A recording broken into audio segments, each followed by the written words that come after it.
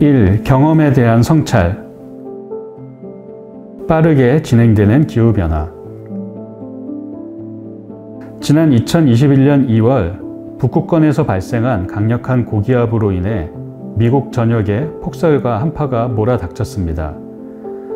특히 겨울이 아무리 추워야 5도에서 10도 사이였던 미국 남부 지역의 기온이 영하 20도로 떨어져 미국 알래스카 지역의 온도보다 낮아지는 역대급 이상 기상 현상이 발생했습니다. 이로 인해 미국 전역에서 60여 명의 사망자가 발생했고 전기, 수도 등 기관시설의 가동 중단으로 인한 엄청난 경제적 피해가 발생했습니다. 또한 비슷한 시기 중국 남부 지역과 대만에서도 갑자기 몰아닥친 한파로 100명 이상이 사망하는 등 북반구 곳곳에서 이상 기상 현상이 발생했습니다. 이 한파의 원인은 기후변화였습니다. 기후변화로 인한 북극의 온도 상승으로 차가운 공기를 차단하는 에어커튼 역할을 하던 제트 기류가 약해져 북극의 찬 공기가 중위도 지역까지 밀려온 것입니다. 문제는 이대로 기후변화가 지속된다면 2030년 여름이 되면 북극의 해빙이 완전히 녹아 사라질 수 있다는 것입니다. 북극의 해빙이 사라진다면 북극의 온도는 더욱 상승하게 될 것이고 2021년 2월과 같은 이상 기상 현상은 이제 평범한 일상이 될 것입니다. 2021년 4월에는 세계기상기구 WMO에서 2020 글로벌 기후현황 보고서가 발표되었습니다. 이 보고서에 의하면 2020년은 2016년, 2019년과 함께 역대 가장 따뜻한 3년 중 한 해였으며 2011년부터 2020년까지는 가장 더운 10년으로 측정이 되었습니다. 특히 2020년 지구 평균 기온은 산업화 이전인 1850년보다 1.2도씨가 높았고 북극 해빙 면적은 최소 374 평방킬로미터로 역대 두 번째로 작았던 것으로 보고가 되었습니다. 현재 지구 평균 기온 상승은 지구의 지질학적인 시간 속에서도 유례를 찾을 수 없을 정도로 너무나 빠르게 진행되고 있습니다.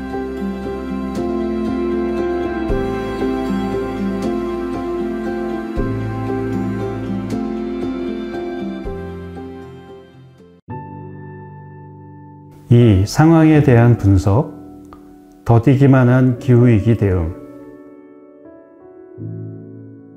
2018년 기후변화에 관한 정부 간 협의체 IPCC는 지구 평균 기온 상승을 1.5도 이내로 제어해야 한다는 특별 보고서를 채택했습니다.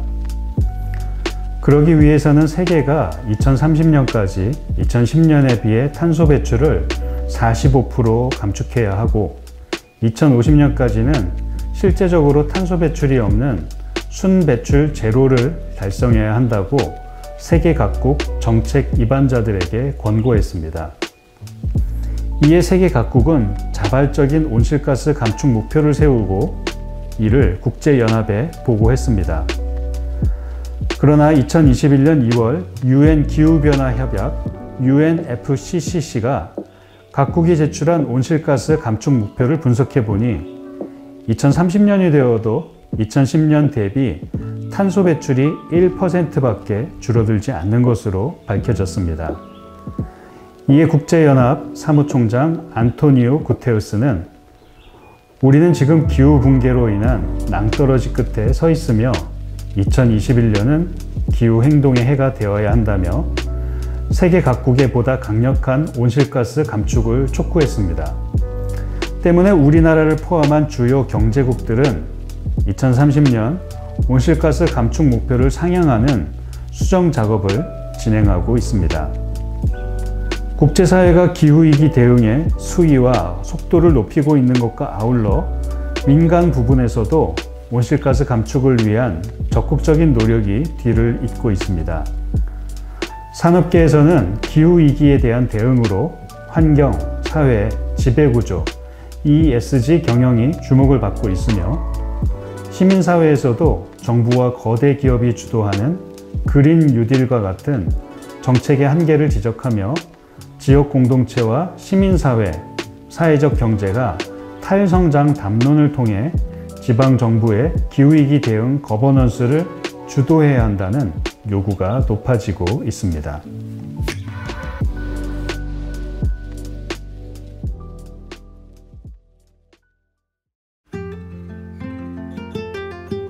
3. 성서의 응답.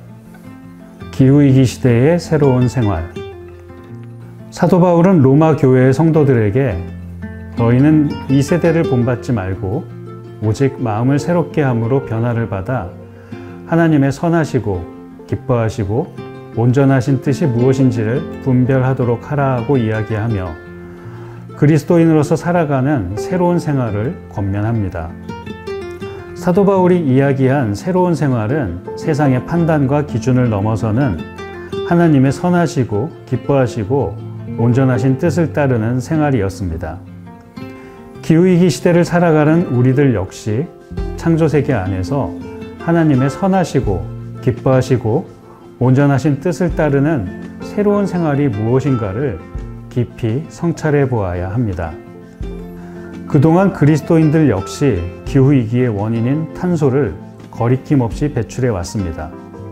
먹고, 입고, 지내는 모든 시공간과 문화와 경제활동 가운데서도 우리의 생활이 하나님의 창조세계인 지구 생태계에 기후위기를 가지고 오고 있다는 사실을 분별하지 못했습니다.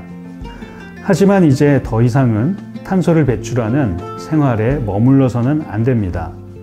이제 우리의 무지와 어리석음이 기후위기를 불러왔음을 참여하며 새하늘과 새 땅을 향한 새로운 생활을 살아가야 합니다. 기후위기 시대 그리스도인들의 새로운 생활은 탄소 배출이 없는 생활입니다. 우선 일상의 생활에서 탄소 배출을 저감하는 실천에 적극적으로 나서야 합니다. 가정에서, 교회에서, 그리고 지역사회에서 탄소 배출을 저감할 수 있는 방법이 무엇인지를 고민해야 합니다. 나아가 우리 사회가 화석연료에 의존하는 경제 시스템으로부터 벗어나 생명이 중심이 되는 생명의 경제 시스템으로 나아가는 생태적 전환을 모색해야 합니다. 생태적 전환에 나서는 일은 기후위기 시대의 생명을 창조하신 하나님의 선하시고 기뻐하시고 온전하신 뜻을 따르는 새로운 생활입니다.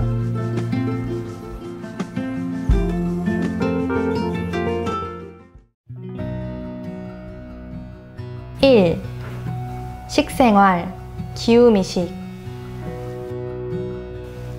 기후미식은 탄소 배출을 최소화하는 건강한 식생활입니다. 전 지구적으로 식품의 생산과 운송, 보관, 폐기를 위해 많은 양의 탄소가 배출되고 있습니다. 특히 육류를 생산하고 소비하는 과정에서 배출되는 탄소는 전체 탄소 배출의 약 22%를 차지합니다. 소고기 1kg을 생산하기 위해서는 곡식 7kg과 물 10만 리터가 필요하며 운송과 포장 과정까지 포함하면 무려 60kg의 탄소가 배출된다고 합니다. 지금 당장 육류 섭취를 줄이는 것만으로도 밥상에서 배출되는 상당량의 탄소를 줄일 수 있는 것입니다.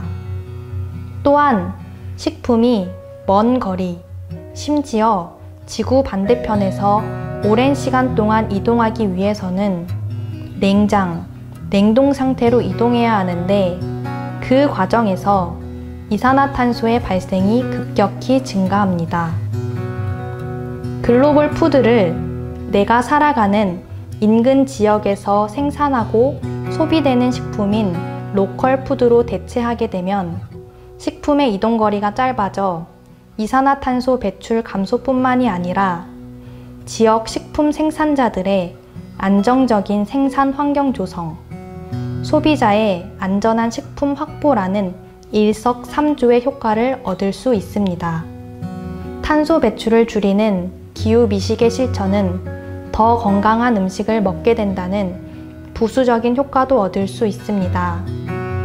때문에 가정에서만이 아니라 교회 공동체와 지역사회에서도 채식과 로컬 푸드의 확대를 위해 노력한다면 무척 작은 노력만으로도 탄소 배출 저감과 건강 증진에 긍정적인 효과를 얻을 수 있습니다.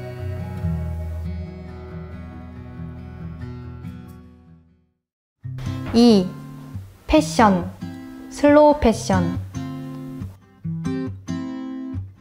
슬로우 패션은 탄소 배출을 최소화하는 패션 문화를 뜻합니다. 옷을 생산하고 유통, 소비, 폐기하는 과정에서 상당한 탄소가 배출되는데 특히 원재료에서 섬유를 가공하는 방직, 표백, 염색의 과정에서 많은 양의 탄소가 발생합니다. 패션 산업은 현재 전 세계 온실가스 배출의 약 4%에 해당하는 연간 12억 톤의 온실가스를 배출하고 있는데 패션 산업은 급속히 성장하고 있는 추세라 2030년이 되면 패션 산업에서 배출되는 온실가스의 양이 연간 27억 톤으로 증가할 것이라고 예측되고 있습니다. 그런데 큰 문제는 상당량의 옷들이 유행이 지났다는 이유로 폐기되고 있다는 것입니다. 전 세계적으로 버려지는 옷들이 1시간에 1억 톤에 이를 정도로 그 양이 어마어마합니다. 패션 산업계는 이윤을 위해 의도적으로 새로운 유행을 창출해 소비자가 새로운 옷을 구매하도록 유도합니다. 옷을 폐기하는 과정에서 합성 섬유로 만들어진 옷들은 분해되어 미세 플라스틱이 만들어지기도 합니다. 때문에 옷은 구매할 때부터 폐기를 염두에 두고 구입을 하는 신중한 자세가 필요합니다. 가급적 천연 섬유, 단일 섬유로 만든 옷을 구매하고 적절한 관리와 수선을 통해 오래 옷을 입음으로써 옷에서 비롯되는 탄소 배출을 줄일 수 있습니다. 우리의 옷장을 유행을 따르기 위한 패스트 패션 대신 생명의 가치를 잇는 슬로우 패션으로 채움으로써 진정한 패셔니스트가 될 수 있는 것입니다.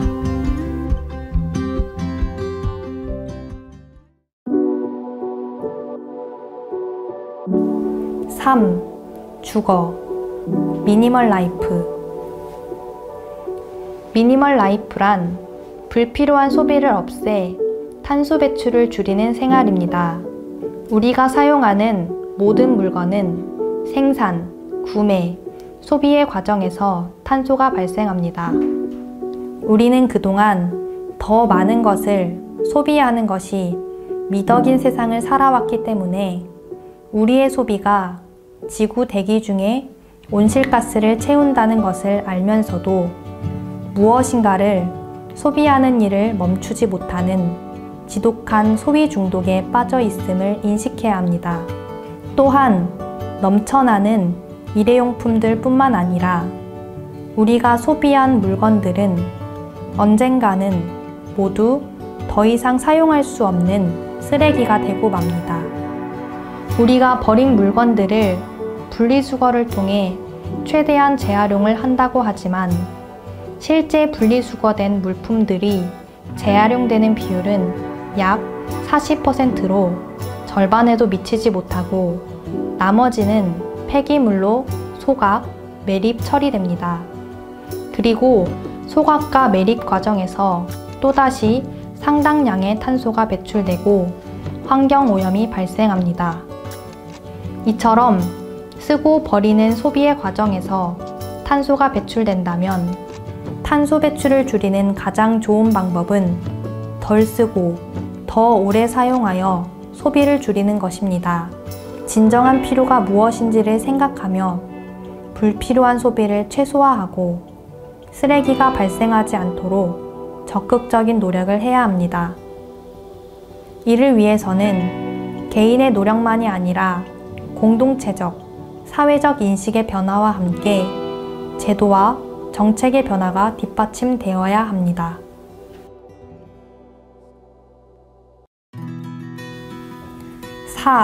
교통, 녹색교통. 녹색교통이란 탄소 배출을 최소화한 교통수단을 의미합니다. 화석연료를 사용하는 내연기관은 연소 과정에서 탄소를 배출할 뿐만 아니라 미세먼지를 비롯한 대기오염 물질도 함께 배출합니다.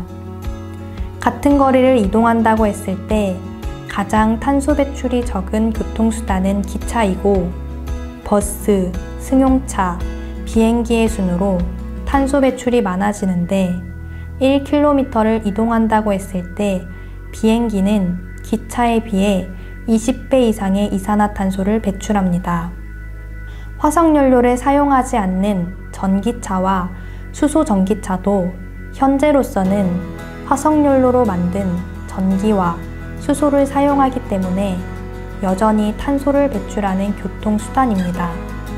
하지만 재생에너지가 확대되어 재생에너지로 만든 그린전기와 그린수소를 사용하게 된다면 전기차와 수소전기차도 탄소 배출이 없는 교통수단이 될 수 있을 것입니다. 그 전까지는 탄소 배출로부터 가장 자유로운 교통수단은 자전거입니다. 특히 도시에서 공공자전거 인프라가 확대된다면 탄소 배출과 함께 교통체증과 미세먼지로부터도 자유로워지는 일석삼조의 효과를 얻을 수 있습니다. 교통수단에서 배출되는 탄소를 저감하기 위해서는 승용차 이용을 줄이고 자전거와 함께 버스, 기차와 같은 공공교통 이용을 확대해 나가야 합니다. 그러기 위해서는 현재의 승용차 중심의 교통 시스템을 자전거와 공공교통 중심의 녹색 교통 시스템으로 전환해야 합니다. 특히 지역 공동체에서 녹색 교통을 지원하는 제도와 정책이 확대되어야 합니다.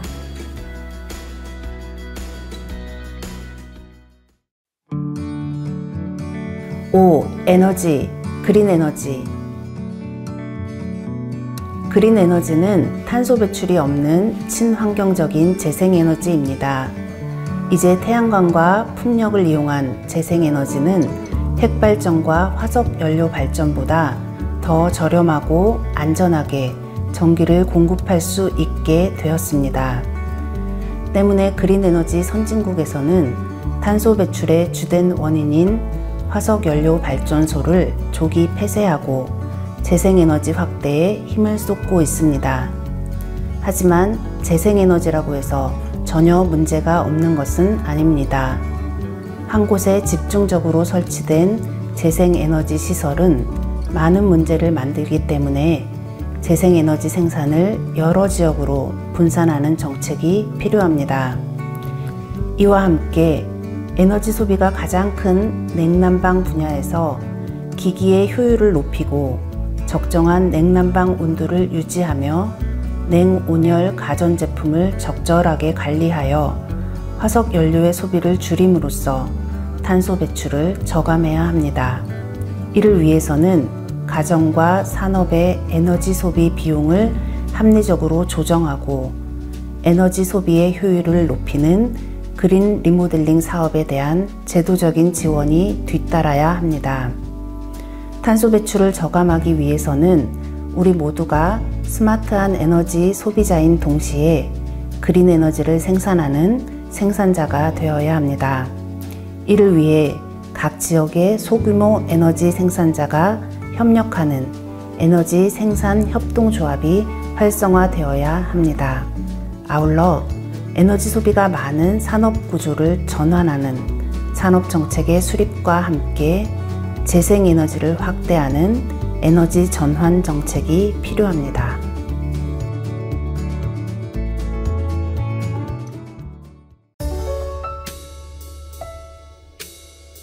6. 문화, 녹색 서재. 녹색 서재는 탄소 배출을 최소화하는 문화생활입니다.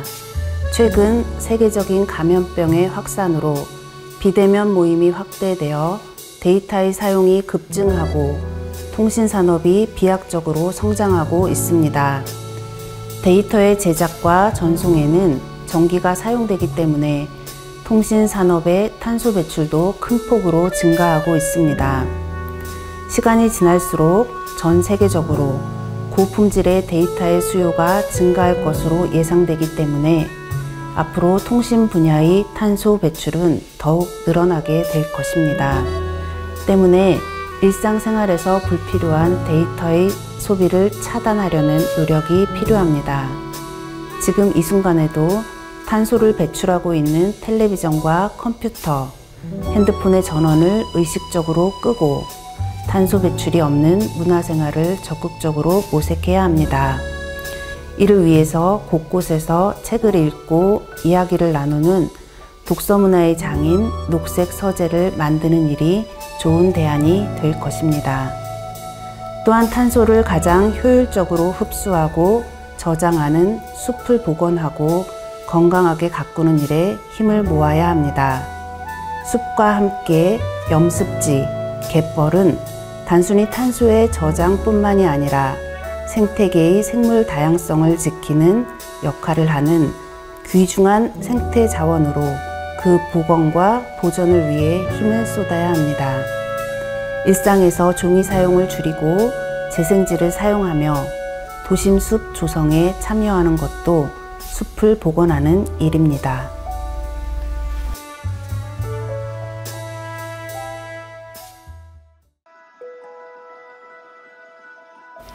7. 경제, 생명의 경제. 생명의 경제는 탄소 배출을 최소화하기 위한 경제 제도입니다. 현재의 경제 제도는 경제 성장을 위해 지속적으로 지구의 생태계와 생명을 희생시켰고 그 결과가 기후위기로 나타난 것입니다. 이미 기업들에서도 기후위기에 대응하여 탄소 배출을 줄여나가는 환경사회 지배구조 경영이라는 대안적인 경제에 대한 논의가 활발히 진행되고 있습니다. 하지만 궁극적으로는 정부와 기업, 시민사회가 함께 거버넌스를 구성하여 생명의 경제에 대한 상상을 구체화시켜야 합니다. 기후위기에 대응하기 위해서는 탄소 배출이 많은 산업에 투자를 철회하고 대신 탄소 배출을 줄여나가는 녹색 투자를 통해 탄소 배출이 없는 산업을 활성화시키는 산업구조 조정이 있어야 합니다. 탄소 배출 산업에 종사하는 사람들이 탄소 배출이 없는 산업으로 안전하게 일자리를 이전할 수 있는 정의로운 전환에 대한 사회적 논의와 합의가 진행되어야 합니다. 또한 에너지협동조합, 생활협동조합, 소비자협동조합과 같은 생태적 가치, 공공의 가치를 추구하는 다양한 사회적 기업을 적극적으로 육성할 필요가 있습니다. 또한 이러한 사회적 기업들을 통해 사회적 경제를 확대하여 우리 사회의 생태적 전환의 기반을 마련함으로써 기후위기에 적극적으로 대응해 나가야 합니다.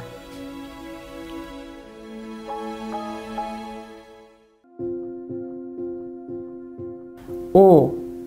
변화에 대한 소망. 생명의 길 초록발자국. 거대한 흐름으로 밀려오는 기후위기 앞에서 사람들은 두려움과 동시에 무기력함을 느끼게 됩니다.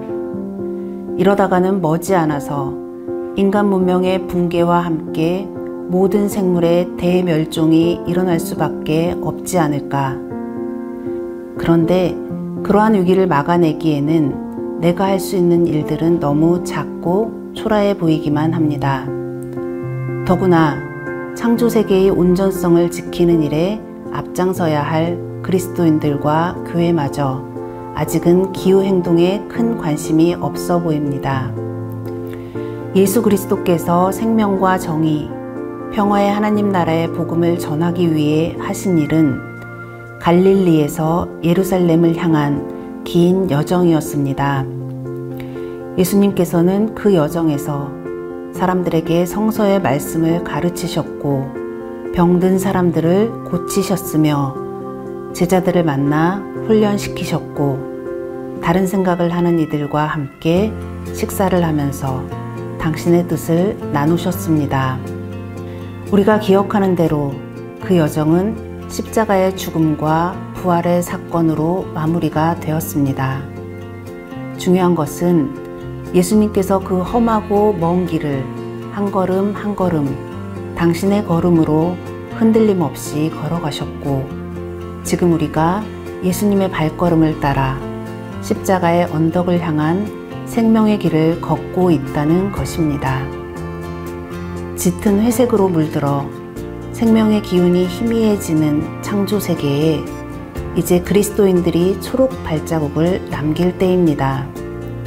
처음에는 한 사람의 외로운 발자국이라 할지라도 머지않아 온 땅과 하늘을 초록 발자국으로 푸르게 물들이는 그날이 오게 될 것입니다. 이미 우리보다 앞서 이 길을 걸어간 수많은 사람들이 있습니다. 이제 우리가 기후행동의 큰 발자국을 만들어낼 때입니다.